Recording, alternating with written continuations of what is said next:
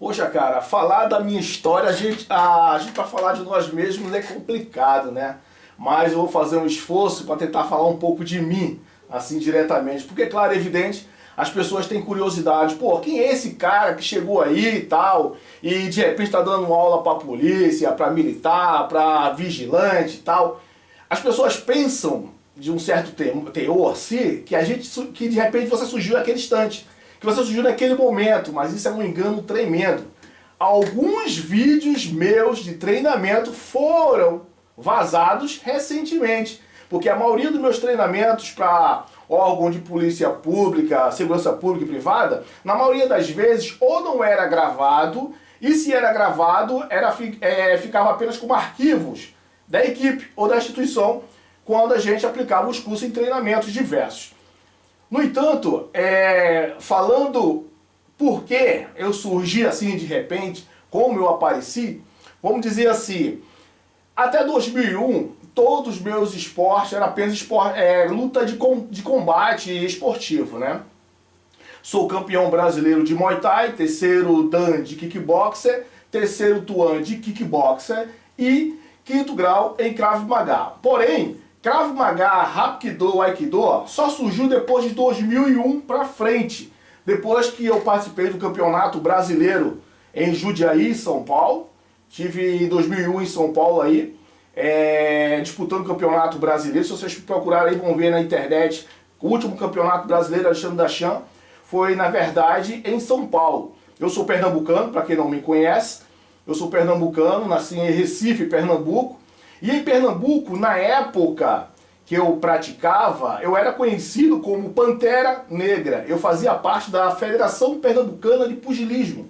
Eu era um entre 6 operadores, 6 praticantes que disputavam fora do estado, fora em outras cidades e tudo mais. Então, eu com 17, 18, 19, até meus 20 anos, eu só lutava Muay Thai, ou digamos, na época o Muay Thai nem era tão citado no Brasil. Era conhecido como boxe tailandês. Na época do Jean-Claude Van Damme, aquela coisa toda. Então daí sim, por diante, comecei a fazer várias lutas de Muay Thai. Na época, as lutas eram um pouco diferentes, vamos dizer assim, as regras, né? Eram um pouco diferentes do que há hoje em dia. Tanto é que existem alunos meus de Muay Thai que fica dizendo: pô, mestre, volta aí a dar aula de Muay Thai e tal. Pô, eu tô querendo praticar uma defesa, eu quero voltar a praticar Muay Thai. Eu falo, cara, eu tô muito desatualizado. Minha última luta no Muay Thai foi em 2001. Então muitas regras mudaram, muitas federações entraram com normas e condutas diferenciadas, agora a marcação é Kroang. Então houve uma modificação no esporte que eu praticava na minha adolescência. 16, 17, 18, 19 anos. E ali, você sabe que o kickboxer, para quem é praticante kickboxer sabe disso, kickboxer é dividido em full contato, light, semi-light, low e daí por diante. O low kick já é considerado semi-profissional. Eu nunca lutei semi-profissional, nunca lutei full contato, nem low kick, nem semi-light e full, né? Nunca lutei essas outras modalidades. Minha luta sempre foi Muay Thai. Ok? Até aí tudo bem. Então, em 2001, quando eu fui para São Paulo, fui convidado pela Federação Paulista para poder disputar em Jundiaí, fui levado pela Federação Pernambucana. Chegando lá, teve uma problemática, vamos por assim dizer, né? O meu adversário, vocês vão ver na luta aí, o meu adversário acabou levando um golpe. Eu estava afastado mais ou menos um ano quando fui para São Paulo. Um ano fora dos ringues, porque quando eu vim do Recife para São Paulo, para o Rio de Janeiro, eu não fui diretamente para São Paulo para disputar, não. Eu vim para o Rio de Janeiro para trabalhar. Eu não queria mais disputar Muay Thai. Eu achava, vamos dizer assim, vamos falar ao português claro, eu achava que eu estava sendo explorado demais naquele tipo de modalidade.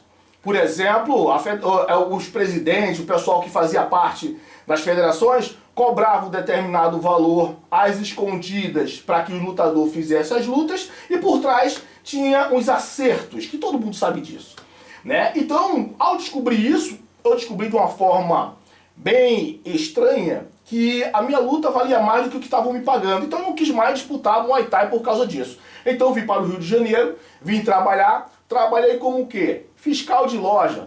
O primeiro trabalho que eu consegui foi como fiscal de loja, eu tinha 21 anos. Daí por diante, você sabe, fiscal de loja fica o dia inteiro em pé, mas o lutador em si, o praticante marcial, ele tem uma coisa que atrai, ou digamos, o semelhante atrai semelhante, dizem isso, né? E vira e volta alguém passava por mim e notava pela minha postura, pela minha conduta, pela forma de me comportar mediante as pessoas e pela minha educação também. As pessoas perguntavam, pô, você é lutador e tal? Então eu tentava evitar falar do meu passado de Muay Thai. Tanto é que no passado eu era chamado de Alexandre Silva, o Pantera Negra. Quando eu cheguei no Rio de Janeiro, comecei a entrar no mundo, eu queria fazer outra coisa, eu queria parar de Muay Thai. Foi quando eu procurei o Taekwondo, fui praticar um pouco de Taekwondo. O mesmo professor, o mestre Bravinho, quem é do mundo do Taekwondo conhece, o mestre Bravinho na época já estava começando a ensinar. Falhou aí, deu a falha aí? Não. Podemos continuar? Aí nesse exato momento em que eu cheguei no Rio de Janeiro, meu primeiro emprego, né, eu tinha que trabalhar, eu vim no Rio de Janeiro visitar uns familiares, a minha tia, meus tios, e de repente, chegando no Rio de Janeiro, eu consegui, cheguei numa sexta-feira, na segunda-feira eu já estava trabalhando em uma loja, e daí por diante. Você sabe, você fica em pé ali e tal, com aquele jeitão, é impossível uma pessoa não notar a sua postura e tudo mais e tal. Até que chegou o tempo que eu comecei a fazer uma musculação, praticar, fazer um pouco de alguma atividade, né, física e tal, porque eu estava muito tempo parado. E você fica em pé ali o dia inteiro ali como fiscal de loja. Então a gente acaba naturalmente procurando alguma coisa para fazer. E foi justamente nesse local onde eu fui fazer musculação que eu vi aquele porradeiro comendo, né, uma sala reservada, um barulho, aquele velho barulho de trocação, né? E você, curiosamente, você vai lá, tinha pouca gente na academia, então fui dar uma olhadinha, aí tá lá o Cláudio Comando, né, Cláudio Gomes, um grande instrutor dos fuzileiros navais, tava lá fazendo trocação, luva com a galera lá, que estava preparando esse pessoal para disputar em São Paulo. E foi nesse exato momento que o Cláudio fez: entra! Me convidou para participar do combate lá, do treinamento com o pessoal. E nesse dia viramos amigos assim inseparáveis, né?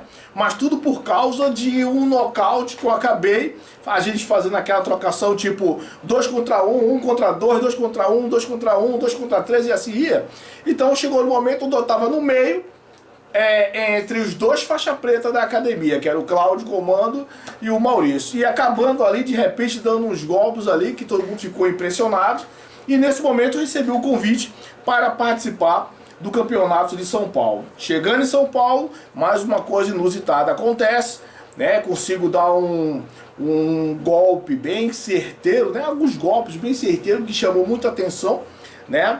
Uma variante de golpes ali saíram e eu me tornei campeão brasileiro. E ao voltar ao Rio de Janeiro, todo o pessoal que não me conhecia das academias, mas ouviu falar, começaram a falar sobre o meu nome e tudo mais e tal. Então o Cláudio acabou me convidando para um dia conhecer o local de treinamento dele, que era no Corpo Fuzileiro Navais. E lá eu conheci o diferencial entre você ter uma luta esportiva e você treinar para operações, treinar seu corpo de forma tática, de forma militar, se preparar para segurança e tal. Eu não tinha esse conhecimento, e lembrando que eu tinha apenas 22 anos, 21 a 22 anos, mais ou menos nessa época. Então, daí por diante, eu conheci outros instrutores, já de centro de formação de vigilante, OAT, Cefab, por aí afora, vários instrutores na área de segurança privada. Foi quando eu conheci CETA e várias outras entidades que davam instruções para várias entidades policiais, militares, daí por diante. Foi quando começaram, olha bem, eu mal tinha chegado, já começaram a me botar como instrutor de defesa pessoal. E eu não sabia ainda, nesta época, iniciando a diferença entre defesa pessoal e luta desportiva. Fui aprendendo na prática, no dia a dia. Um dia você está aqui no Centro de Formação de Vigilante com 30, 40 homens. Na outra semana você está dentro do quartel do Corpo Fuzileiros Navais com 60, 80 homens. Cada um com um pensamento, uma linha de raciocínio diferente. Pessoas que eram lutadores, pessoas que não sabiam nada, pessoas vibradoras, que todo mundo sabe que todo quartel tem, e daí por diante. E com isso fui pegando experiência, segurança de embaixada, demos treinamento de combate com facas para segurança de embaixada de Brasília. Daí eu já comecei a entender que tinha um comportamento, uma atitude diferenciada para cada organização, até chegar o tempo de eu mesmo decidi, juntamente com Lacerda, que muitos vão ver em vídeos aí comigo aí, um negão grandão, que a gente trabalhava muito, Lacerda muito respeitado na área de segurança privada, ele acabou dizendo: Dachan, a gente precisa ter a nossa própria empresa, cara. Parar com essa coisa de ficar só prestando serviço para os outros, eu acho que a gente já pode seguir carreira solo. Foi o que aconteceu. Abri a empresa CEOESP, Centro de Especialização e Treinamento. Daí por diante a gente começou a divulgar o trabalho de combates com facas e combate militar. Até eu criar a minha própria metodologia, a minha própria forma de treinamento, de passar os conteúdos, eu também tive que galgar outros níveis de conhecimentos, né? Porque o meu antigo mestre de Kung Fu, outros mestres, né? Porque eu não tive só um mestre de Kung Fu, tive pelo menos uns 3 mestres em áreas específicas.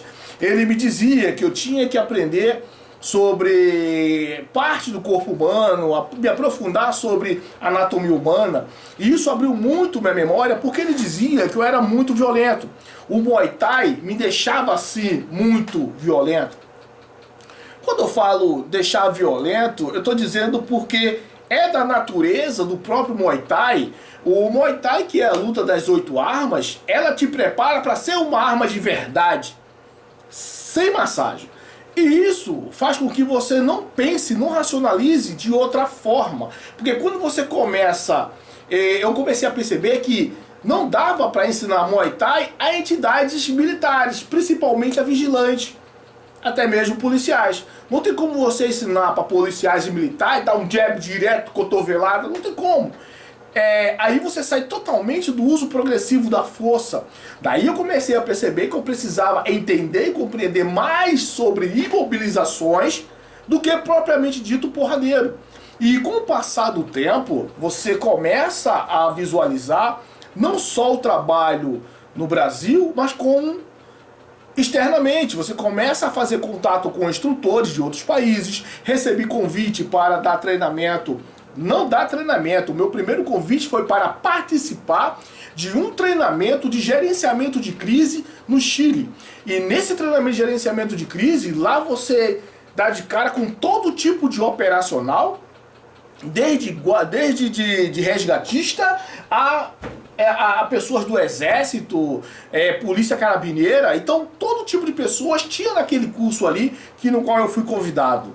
Naquele momento também eu vi a necessidade de ter um entendimento, de uma compreensão na defesa pessoal, que aqueles operacionais também deveriam aprender um pouco sobre defesa pessoal. Existem filosofias e condutas na defesa pessoal que eu vi que seria útil para aquelas pessoas que estavam ali concentradas apenas no resgate, salvar vidas. Por quê? Muitas das vezes quando você vai... Isso que eu vou falar é muito importante, até mesmo para as pessoas que têm o seu dia a dia no Brasil. Tirando a parte de resgate, você vai ver que isso que eu vou falar agora também tem utilização e é útil dentro do dia a dia do vigilante, do policial, seja ele quem for, quando se trata de lidar com pessoas. No Chile, eu comecei a observar que muitos reclamavam que às vezes iam sacar pessoas dentro de locais confinados, locais desmoronando, desabando, e muitas das vezes aquele indivíduo, aquela pessoa, aquele cidadão, ele está tão alucinado louco de pedra ali com aquilo tudo que está acontecendo, ele fica num desespero tão grande que ele acaba machucando, ferindo aquela pessoa, aquele operacional que está ali apenas para ajudar. O desespero faz isso.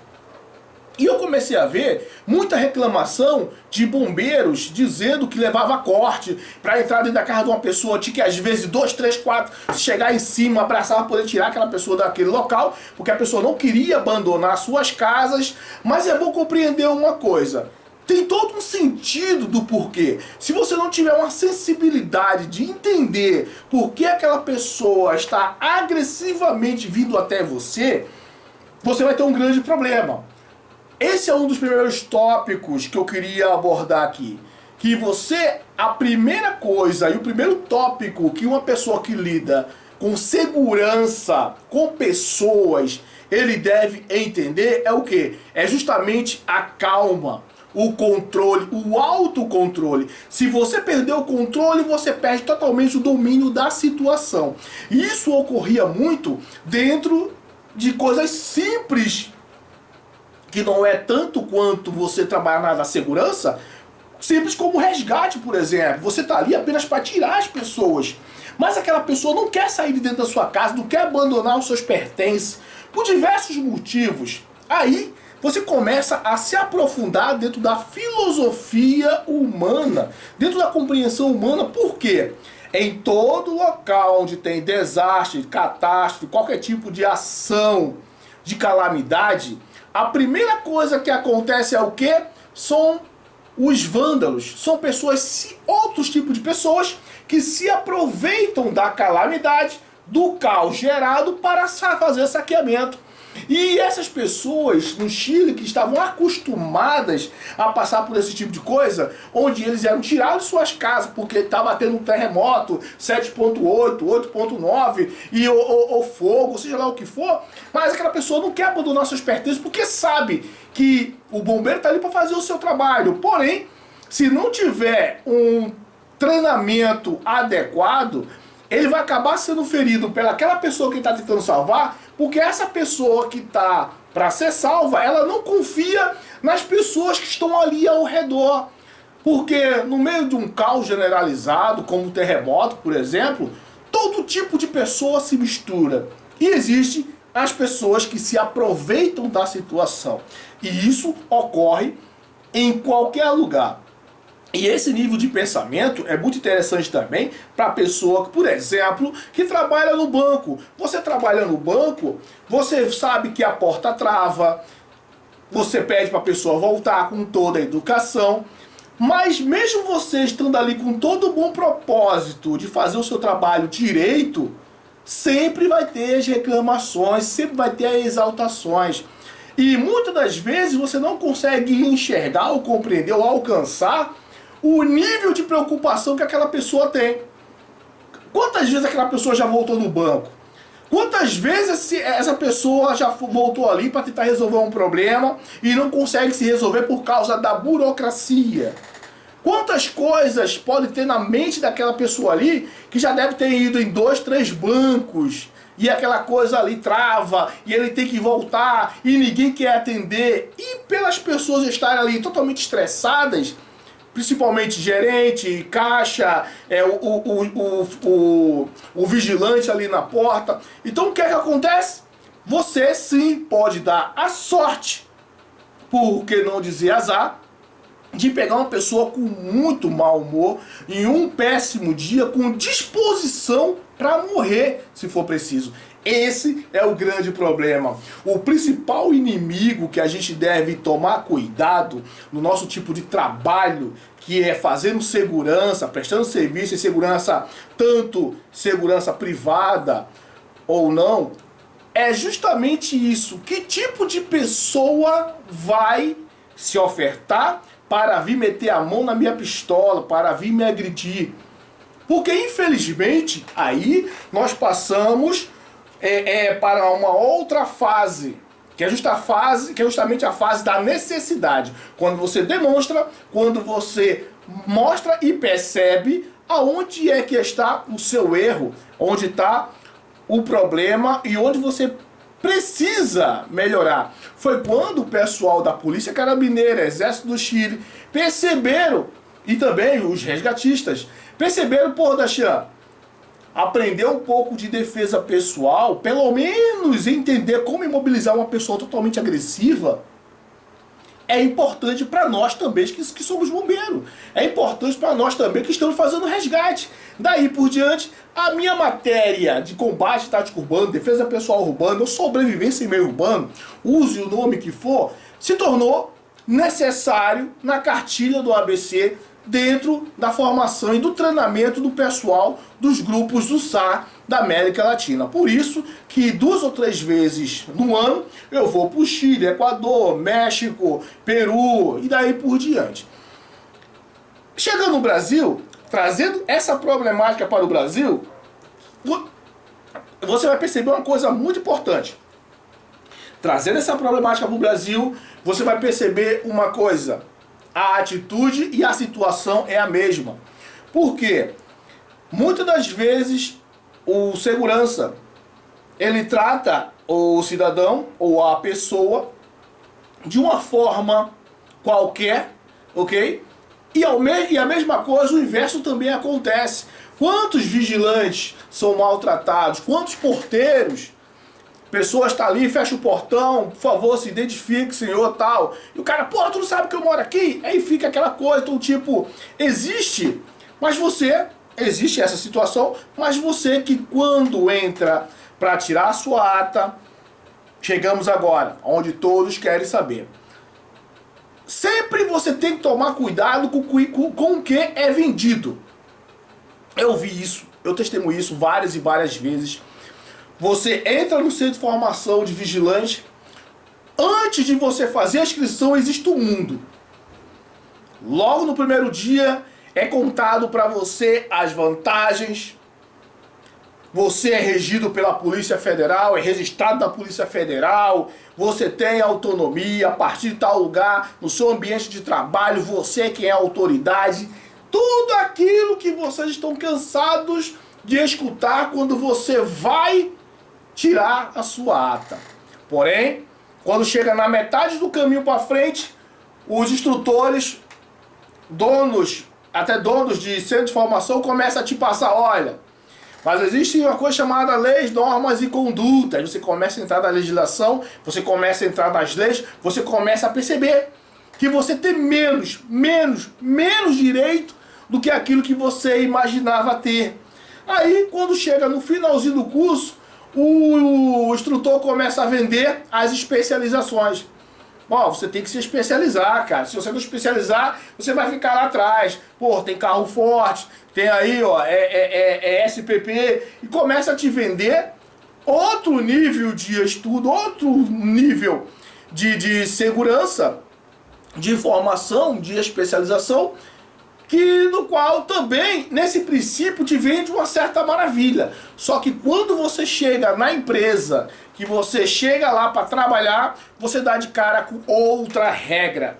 Aí é onde nós entramos no nosso tema de hoje. Quando você chega numa empresa com uma ata para trabalhar como vigilante, o contratador, o teu patrão, na cabeça dele ele pensa, você teve treinamento, táticos e práticos, você tem total responsabilidade por portar essa arma aí. A partir do momento que você entrega a ata, informa a sua documentação que você passou por um período de treinamento, muitos fazem isso. Ah, mas as empresas não investem no vigilante. Não é? A galera fala muito isso. As empresas não dão apoio ao vigilante, as empresas não investem no vigilante, o vigilante não tem tempo de treinar, o vigilante não tem tempo de se especializar. Sempre se escuta a mesma coisa. Presta bem atenção. A partir do momento que você faz um curso, bota uma pistola na cintura, a responsabilidade é sua. Não adianta você esperar que o patrão tal vai estar se preocupando, não. A única coisa que ele vai se preocupar é, por acaso, o caixa de um banco, o banco foi invadido, foi roubado, é ele acionar o seguro, tirar quem tiver que tirar ali, mandar resolver o que tem que resolver na justiça e ele botar outro no teu lugar no dia seguinte. Essa é a verdade, pô. Essa é a verdade e a obrigação dele. Ele vai cumprir com as normas relacionadas ao que perdeu ou tem que ser atingido ali da empresa. Enquanto isso, você vai pagar. Aí você vai, dependendo do que aconteceu, né? Se você alvejou alguém, se você atirou aí alguém, ele se isenta quase que total da sua imperícia, da sua imprudência, seja lá o que for que tenha cometido naquele cenário do teu trabalho. Agora, o que a gente ouve é muitos ficarem falando, como eu falei inicialmente, falam que não, mas tem que ser investido mais e tal. Cara, o investimento é seu. Não importa se você acha que, poxa, ganha muito pouco, não é bom e tal. Infelizmente é assim. Infelizmente é assim. Não tem como você ficar colocando culpa na formação também. Eu tô falando isso porque eu já estive diante de donos de centro de formação e eles diziam assim pra mim, Adachan, passa só o AEOU, cara. Não passa essas paradas que tu passa aí, não, pelo amor de Deus. Passa somente, ó, um jab, um direto, um rolamento, um chutinho ali ou outro, uma escapada de um mata-leão, um armlock, passa um rolamento ali pra cá, pá, acabou, filho. Não, passa, não esquece. Essas paradas de ninja aí, pra sair, nem bota isso aqui. Faz só o basicão e tá bom. Eu falei, mas, patrão, o basicão, que é um soco, um chute, um rolamento, o cara já sabe. Além dele já saber, quantos vigilantes você já viu aí no meio do mundo aí dando rolamento no chão aí? Você vai achar que o cara vai ficar dando rolamento no asfalto, no piso? Ensinar rolamento aqui é muito fácil. Ensinar o cara a ficar dando soco aqui no ar é muito fácil. Na hora H, o cara precisa de uma coisa essencial: informação. É informação. Informação é a primeira linha de defesa que você tem que ter. Eu costumo dizer sempre que o seu futuro ele vai ser determinado pelo que você estimula, pelo que você faz diariamente, sabe? O seu futuro ele vai ser determinado por aquilo que você faz todos os dias. Ah, mas o cara que é vigilante não tem tempo. Mesmo que você não faça nada, mesmo que você não faça luta, mas pelo menos se preocupar com a sua resistência, correr de vez em quando, cara, é a tua vida.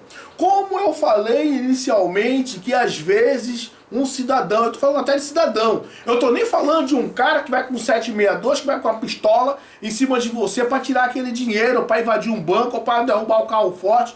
Não importa, eu tô nem falando desse cara.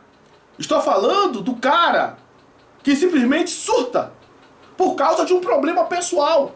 O cara surta, vê sua arma ali, tá puto com o mundo, aquilo ali já é uma puta de uma ameaça pra ele, ele mete a mão.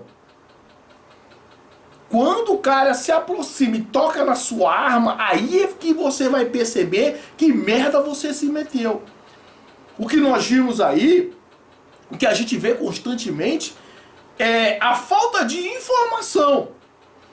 Aí a gente pensa, pô, se aquela pessoa tivesse uma informação, mudaria totalmente o conceito daquela vida naquele momento. Porque às vezes, para você se livrar e para você se salvar de uma situação de crise, de risco, de caos, de calamidade, seja o que for, às vezes é uma simples informação. Luta, soco, porrada, tiro e bomba, isso você aprende em qualquer lugar. Mas existe uma coisa que é informação. Informação, você pega aquela informação, você faz aquele treinamento quando dá, mas você tem aquela informação mental que vai ficar para sempre na sua vida. Um simples gesto, uma simples coisa que você pode ter um entendimento na defesa pessoal. Aí você fala, porra, mano, vou falar até que nem o Portugal costuma falar, putana, mano. Aquela informação que você teve naquele momento aquilo dali pode salvar a sua vida de uma forma que você nem imaginava. Aconteceu no Equador uma coisa bem semelhante. Eu cheguei no Equador apenas para dar um treinamento comum. Me chamaram para dar um treinamento de sobrevivência em meio urbano, onde existia uma propaganda política sobre muita ameaça sobre mulheres, muito vandalismo e tudo mais, nada com policial. Eu ia dar apenas um treinamento simples para pessoas comuns do dia a dia, como as pessoas poderiam se comportar ali na sobrevivência no meio urbano. Apenas informações. Foi esse o meu contrato para ir no Equador. Só que eu tive a sorte ou o azar de, no dia anterior, uma mulher ter sido feita de refém com uma faca no pescoço, o marido fazendo isso, e ela estava grávida, tinha 25, mais ou menos, policiais rodeando o cara, ninguém avançava, ninguém recuava, ninguém atirava, ninguém fazia nada, porque a mulher estava presa e o cara com a faca empunhada em formato picador de gelo, pum, e aqui. E aí? No pescoço da mulher, a mulher grávida e ele aqui se escorando numa parede e ninguém podia fazer nada. A polícia totalmente desmoralizada, e aí o que é que eu faço que deixo de fazer, o que é que eu faço que deixo de fazer? Realmente, nesse momento, o que é que a polícia vai fazer? Há uma coisa que falamos dentro da área de proteção pessoal, até mesmo na parte de anti-contra-terrorismo, anti-sequestro, falamos o seguinte: muitas das vezes o sequestrado é a única pessoa que pode se salvar. Não tem outra, velho. Muitas das vezes o sequestrado, ele precisa fazer uma ação pequena. Às vezes é se abaixar, às vezes tem algumas coisas, alguns macetes, que se essa pessoa tivesse essa informação, ele não seria morta. Ou não seria morto. O que é que acontece? Foi isso que aconteceu. Estava marcado o meu treinamento, eu cheguei, era 1h da tarde, a minha apresentação seria no dia seguinte, eu cheguei na sexta, a minha apresentação seria no sábado, 2h da tarde, chega a senhora Marta, diretora da ONU, tal, diretora da Fundação Prevenção, quem me convidou, quem me contratou para fazer esse evento no Equador. Chegando lá, o que é que acontece? Dachan, falei que você estava aqui e tal, e o pessoal da polícia quer que você vá lá fazer algumas demonstrações sobre defesa de faca e tal, porque você assistiu a televisão hoje? Falei, não, nem liguei a televisão. Então, se você ligar, você vai ver que está passando desde ontem aí uma situação aí, uma mulher feita de refém, e ela foi morta com 5 facadas. Eu digo, meu Deus. Aí vai lá, aí tu diz, e aí? Vai lá, lutador de Muay Thai, vai lá, lutador de Jiu-Jitsu, ensinar os caras a se embolar no chão, ensinar os caras lá a fazer. Não dá, velho. Não dá pra você ir com pensamento desportivo. Não dá pra você ensinar o pessoal a se amarrar pra tentar dar um armlock, um mata-leão. Entende? Porque até mesmo um mata-leão dado de mau jeito em um indivíduo, você mata e você entra no uso progressivo da força, você entra e o homem da capa preta vai dizer, não precisava fazer isso. É sempre assim. Sempre quando há o lado mais fraco arrebentado, o cara vai dizer, não precisava chegar a esse ponto. Você tem treinamentos táticos e práticos, você poderia muito bem ter usado outra forma. Só que ninguém te explica qual é a outra forma. Esse é o grande problema. Chegando lá, eu diante de 20, na situação lá, a mulher acabou morrendo, né? Então, nesse mesmo dia, eu sou obrigado a ficar lá. Eu não sei se eu vou conseguir editar e colocar alguma imagem aí relacionado a esse evento no Equador. Então, eu lá, no meio lá de quase 50 homens, todo mundo olhando pra minha cara, esperando, pô, vamos ver o que é que esse cara vai dizer. Até tu mostrar. Até tu mostrar que a lógica é essa. Se as pessoas tivessem informação, eu não estou falando nem do policial. Porque aí você percebe que essa informação, ou determinadas informações sobre autoproteção, que o nome já está dizendo tudo, essa informação era essencial para que as pessoas sobrevivam numa situação de caos, de crise, como eu já falei. Então, muitas das vezes, você deixa de salvar uma vida porque aquela vida que foi perdida ali, aquela pessoa não tinha uma informação, e você muito menos. Então, O que eu quero dizer com isso? Nem sempre ter uma pistola na cintura quer dizer que seja segurança de verdade. A partir do momento em que você põe uma pistola na cintura e transmite para as pessoas uma sensação de segurança, que nós sabemos que isso é nada mais nada menos do que uma falsa sensação de segurança.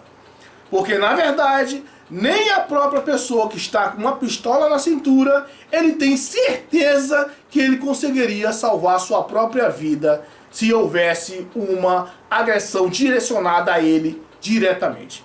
Ok? Forte abraço e nos veremos aí. Muito grato aí ao pessoal que me convidou para a live de hoje. Esperamos aí nos ver mais outras vezes. Espero vocês aí que façam os comentários. Se inscrevam no canal, no YouTube, no Instagram, me sigam lá.